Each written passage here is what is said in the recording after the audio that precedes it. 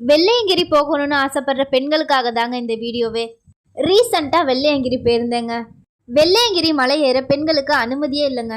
இதுக்கு முக்கியமான ரீசன் என்னன்னு பாத்தீங்கன்னா, பெண்கள் இந்த மலை ஏறதுக்கு சுமார் 5ல இருந்து 6 மணி நேரம் ஆகுது. அது மட்டும் இல்லாம பெண்களுக்குன்னு எந்த ஒரு அடிப்படை வசதியும் இல்லாததான் இதுக்கு காரணமே. பார்வதி தேவி சிவனை மணப்பதற்காக தவம் செஞ்சதாகவும், அதனால திருமண நேரம் கடந்ததால் சப்தரிசிகள் திருமணத்தை தடுத்ததால பார்வதியின் தவத்தை கெடுக்க வந்த அசுரனை அழிக்க பார்வதி காளியாக மாறியதாகவும், காளியோட கோபத்தை தணிக்க சிவபெருமான் கைலாயத்திலிருந்து வெள்ளையங்கிரி மலைக்கு வந்து தவம் பண்ணதுனால இந்த வெள்ளையங்கிரி மலைக்கு பெண்கள் போனாங்கன்னா சிவபெருமானோட தவம் கலையும்னு சித்தர்கள் சொல்லப்படுறாங்க. அப்பவும் சில பெண்கள் போயிட்டு தான் இருக்காங்க. அதாவது 13 வயசுக்கு கீழே உள்ள பெண்களும் 45 வயசுக்கு மேற்பட்ட பெண்களும் போயிட்டு இருக்காங்க. வெள்ளையங்கிரி மலை அடிவாரத்துல தங்கறதுக்கு இட வசதியும் தினமும் அன்னதானமும் நடந்துட்டு இருக்குது.